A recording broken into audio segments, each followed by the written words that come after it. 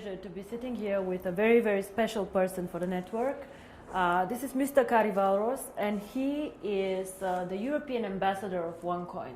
So he is somebody who drives actually the network in Europe, be it the Scandinavian countries, Germany, UK, but also Russia and Kazakhstan, which are very important markets for us actually.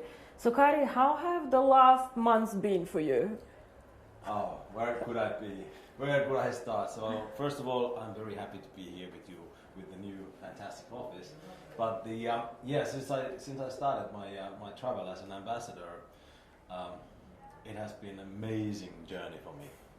I've been a kind of a rock star in this industry a long time, but actually this is created me first time in my life to be a little bit humble, but absolutely honorable to have to work with the people, because I never seen so many happy people in my life ever. So wherever I arrive, people are happy and smiling and very polite, and it feels like a big family which is being created all around. So it's been an amazing experience so far. So I know you want to ask me some questions, but before we do this, I want to ask you one. We all know that I'm more a financial person and not so much in the network, but share with me, why do you think people like OneCoin so much? What is the reason that they get excited by the concept and like it? I think first thing is because there are no demands. It's, you can join and you are not asked to do anything. That is something that people are attracted to. And once they get the right information, which is, by the way, not really available because there is so many wrong information, but once you give them the right information, it's so simple and clear and understandable. And I think because there is no demand and people see that they belong something. Mm-hmm. They belong something bigger, and this is how I think it is the most important thing.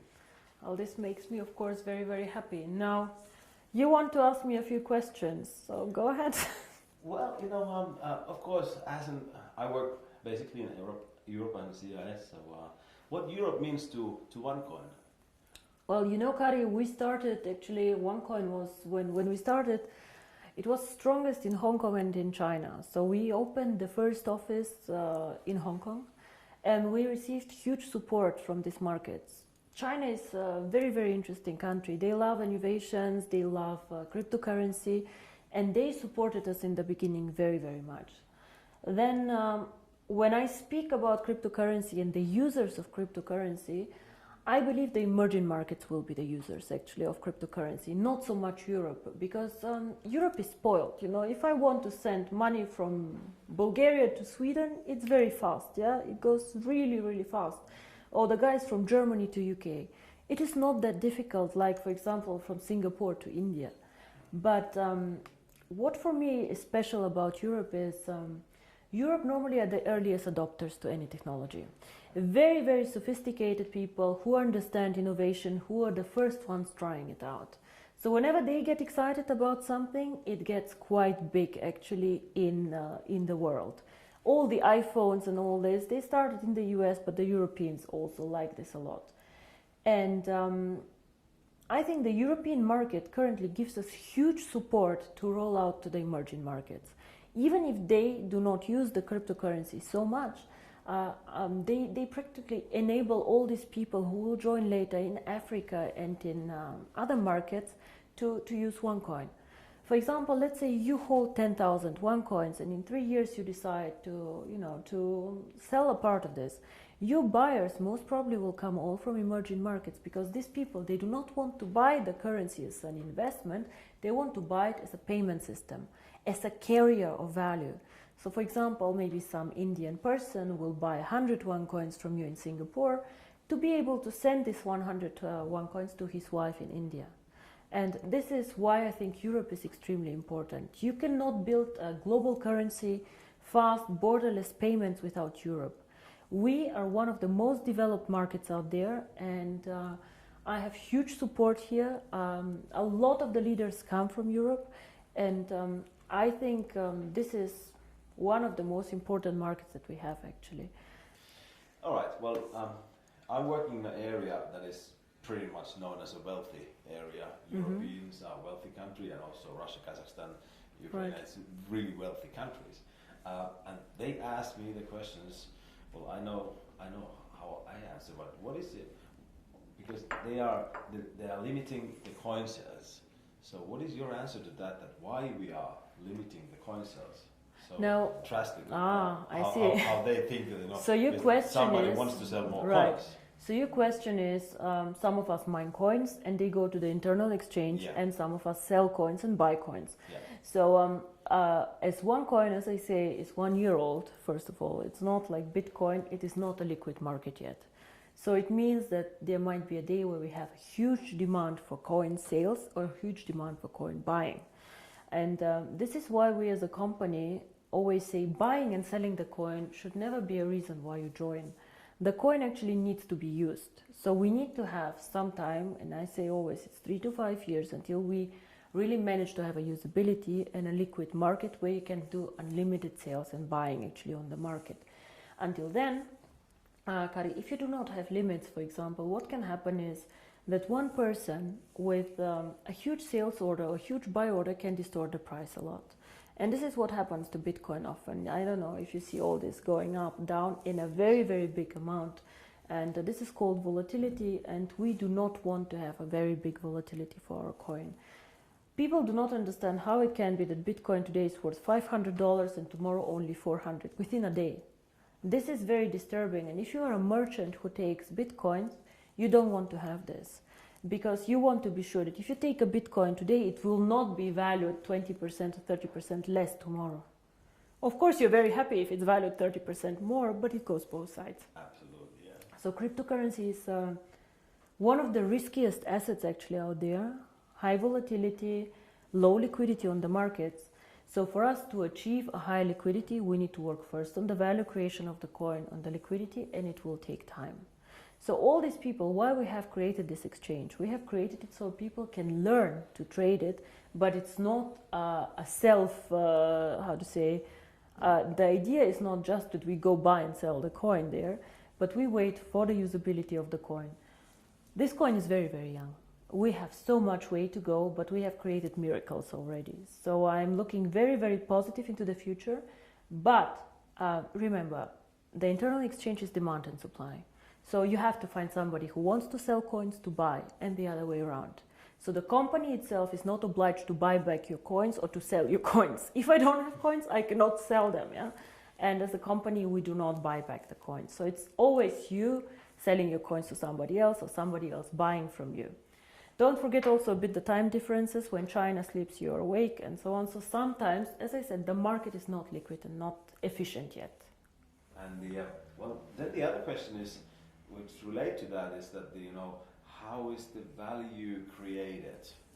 Now, there are two questions I think inside here. First is what is the value of cryptocurrency, and the second is how do we determine today if one coin is valued €1, €2, or €5? Yes. So we have a concept which is called mining difficulty. And there are calculators out there on the internet for Bitcoin. Everybody can Google them. You just Google Bitcoin mining difficulty calculator and you see how this is calculated. It's a very, very simple thing. You calculate, one is electricity costs for the mining, and the second is computer power. So to mine a coin, you need obviously a computer to do some calculations and electricity to get the computer running. So depending on these two things, the mining difficulty grows or goes down. It goes both ways. It can go up, it can go down. The more miner join, however, the more people who want to mine, the higher the mining difficulty goes, because more of them are in the pools.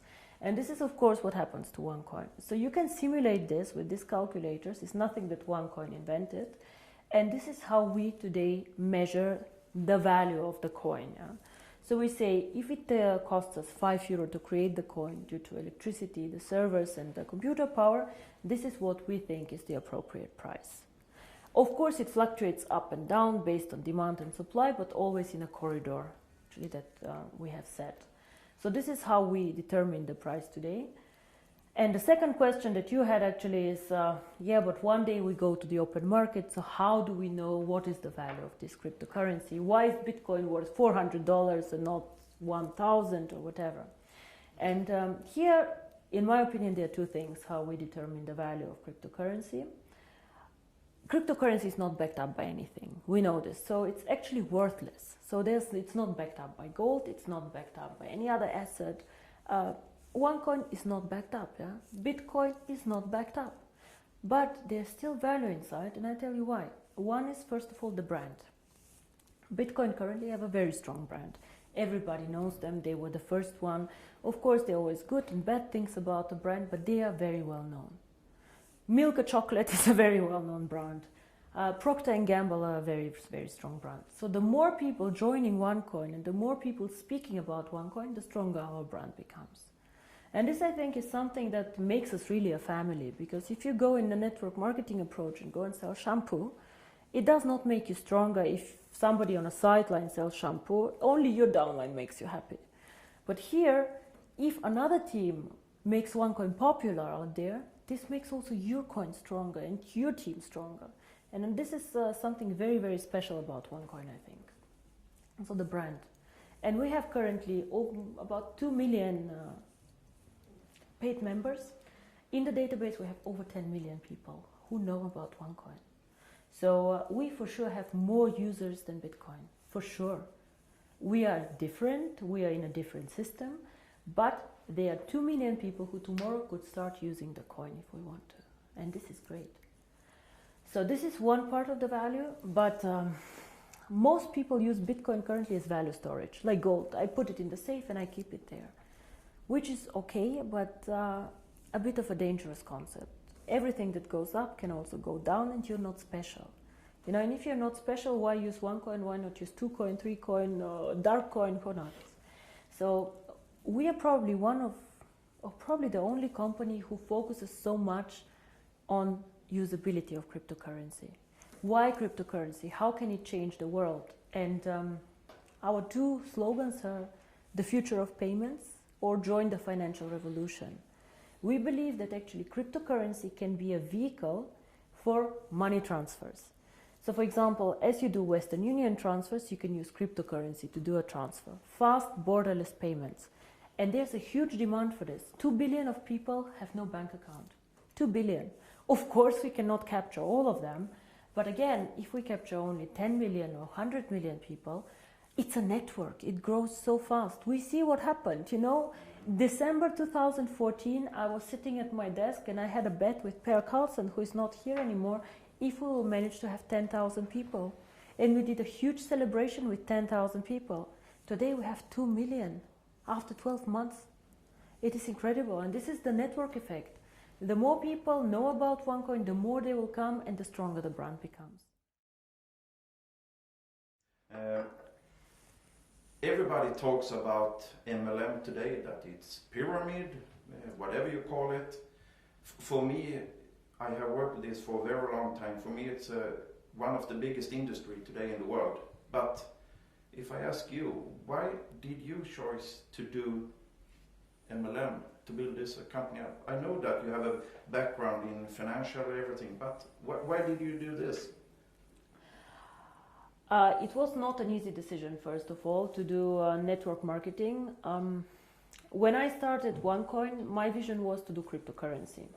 And outside in the industry, I did not know the industry well, to be honest. I knew some people who were working there and who are either personal friends or good acquaintances, so who I trusted. But what I saw in the beginning were some companies who really went bankrupt in a bad way, owing money to their members, money to their people. But I also saw some mainly product-based companies who were doing a very, very good job out there and an impressive track record. So I saw that not everybody is bad or not everybody is good. So it's an interesting industry. Why I chose it for my cryptocurrency? I believe that we as a cryptocurrency can be only successful if we have many users in a global network. And to be honest, I did not see a better distribution model for this. I did not see another way to attract people in to the cryptocurrency and these people to be spread out geographically so well. OneCoin can work only if it does cross-border payments. So if I have OneCoin only in China or only in Europe, it will not work well. We need the emerging markets, which is Asia, Thailand, Philippines, India, Africa, very, very interesting. These are the users of the coin. And if I would have gone in a traditional way, let's say with an IPO, with big investment funds, these people can buy, let's say, 100 million of coins, but they keep them, they do not use them. So for me, it was more important to get many, many users, even with a small investment sum or with a small sum that they want to participate with, but spread out geographically. And until now, I do not regret it. It's a very competitive industry. Unfortunately, sometimes I see the concept misrepresented. Yeah? We focus mostly on education, financial education, because in my opinion, nobody can understand cryptocurrency, nobody can understand even the financial world out there without education. So education is our product, and some of our members choose to mine the coin. By the way, I don't know if you know, but currently I checked the numbers, about only 10% of our members mine currently the coin. Oh. Only 10%. So a lot of the people, or I think most of them, actually participate in the program for the education. And this is something that makes me really happy, because this is what we are. We would like to foster a financial revolution, and financial revolution always comes with knowledge, education, and I think this is a very, very big part of the company. Now, Per, you asked me about the future of the network once all coins are mined.